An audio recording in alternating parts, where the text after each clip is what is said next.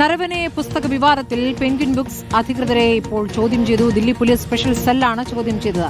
Nobel Marikkaran വിവരങ്ങളുമായി. Nobel, ഈ പുസ്തകം വിവാദമാകുന്നു എന്ന ഘട്ടത്തിൽ അത് ഇന്ത്യയിൽ അത് നിരോധിച്ചിരുന്നു. പക്ഷേ പെൻഗ്വിൻ ബുക്സ് നേരത്തെ തന്നെ അത് ആമസോണിൽ വിൽപ്പന തുടങ്ങിയിരുന്നതാണ്. ആ നിലയ്ക്കുള്ള കോപ്പികൾ പുറത്തുപോയി എന്നാണോ മനസ്സിലാക്കേണ്ടത്? ഇപ്പോൾ ഈ ചോദ്യം ചെയ്യൽ എപ്പോഴാണ് നടന്നത്?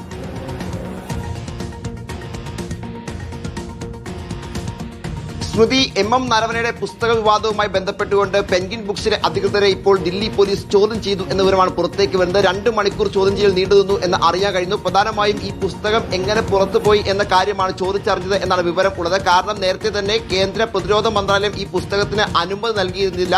അങ്ങനെ അനുമതി നൽകാത്തൊരു പുസ്തകം ആമസോൺ അടക്കമുള്ള പ്ലാറ്റ്ഫോമുകളിൽ വിറ്റു എന്ന് തന്നെയാണ് ഇപ്പോൾ ദില്ലി പോലീസ് സ്ഥിരീകരിക്കുകയും ചെയ്യുന്നത്. ഇന്ത്യക്ക് പുറത്ത്, അതായത് പ്രധാനമായും അമേരിക്ക, കാനഡ, ഓസ്ട്രേലിയ, ജർമ്മനി അടക്കമുള്ള രാജ്യങ്ങളിൽ വിവിധ പ്ലാറ്റ്ഫോമുകളിൽ ഈ പുസ്തകം വിറ്റു എന്ന് ഇതോടൊപ്പം തന്നെ ദില്ലി പോലീസ് കണ്ടെത്തിയിട്ടുണ്ട്. അത് എങ്ങനെ സംഭവിച്ചു? അതിന് പിന്നിൽ ഒരു കൃത്യമായ ഗൂഢാലോചന, ക്രിമിനൽ ഗൂഢാലോചന നടന്നിട്ടുണ്ട് എന്നാണ് ഇപ്പോൾ ഇതുമായി ബന്ധപ്പെട്ട് ദില്ലി പോലീസ് അനുമാനിക്കുന്നത്. അതിന്റെ അടിസ്ഥാനത്തിലാണ് ചോദ്യം ചെയ്യുന്നത്. നേരത്തെ തന്നെ ദില്ലി പോലീസ് ഈ വിഷയവുമായി ബന്ധപ്പെട്ടുകൊണ്ട് പെൻഗ്വിൻ ബുക്സിന് നോട്ടീസ് നൽകിയിരുന്നു. അതിന് പിന്നാലെയാണ് ഇപ്പോൾ ചോദ്യം ചെയ്യൽ നടന്നിരിക്കുന്നത്. നേരത്തെ രാഹുൽ ഗാന്ധി ആവർത്തിച്ച് വ്യക്തമാക്കിയത് താൻ ആമസോണിൽ നിന്നാണ് ഈ പുസ്തകം വാങ്ങിയത് എന്നുള്ളതാണ്.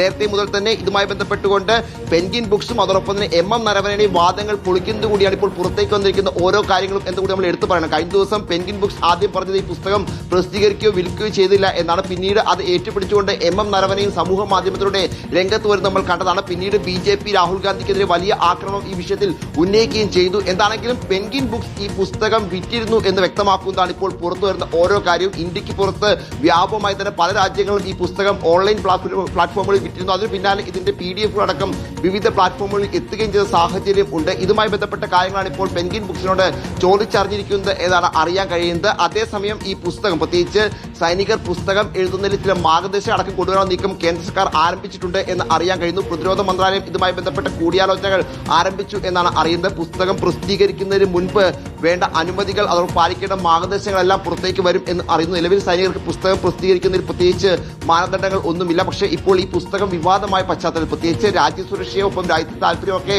ഓരോ സൈനികന്റെയും പുസ്തകങ്ങളിൽ ഇടം പിടിക്കാൻ സാധ്യതയുള്ള പശ്ചാത്തലത്തിലാണ് ഇതിൽ പുതിയ നിയന്ത്രണങ്ങൾ കൊണ്ടുവരാൻ നീക്കം കേന്ദ്ര സർക്കാരിന്റെ ഭാഗത്ത് ഉണ്ടാകുന്നത്. എന്താണെങ്കിലും രാഹുൽ ഗാന്ധി പറഞ്ഞതുപോലെ, രാഹുൽ ഗാന്ധി നേരത്തെ ഈ പുസ്തകം ആമസോണിൽ നിന്നാണ് മേടിച്ചതെന്ന വാദം ശരിവെക്കുന്ന കണ്ടെത്തലുകൾ പുറത്തേക്ക് വരികയാണ്. ഇന്ത്യക്ക് പുറത്ത് വിദേശത്ത് പല രാജ്യങ്ങളിലും ഈ പുസ്തകം വിറ്റിരുന്നു എന്നാണ് ഇപ്പോൾ വ്യക്തമാക്കുന്നത്. എങ്ങനെ സംഭവിച്ചു? പ്രത്യേകിച്ച് പ്രതിരോധ മന്ത്രാലയം അനുമതി നൽകാത്ത പുസ്തകം എങ്ങനെ ഇന്ത്യക്ക് പുറത്ത് വിറ്റു എന്ന ചോദ്യമാണ് പ്രധാനമായും ഉയരുകയും ചെയ്യുന്നത്. നോബൽ മാരിക്കാരനാണ് വിവരങ്ങൾ നൽകിയത്.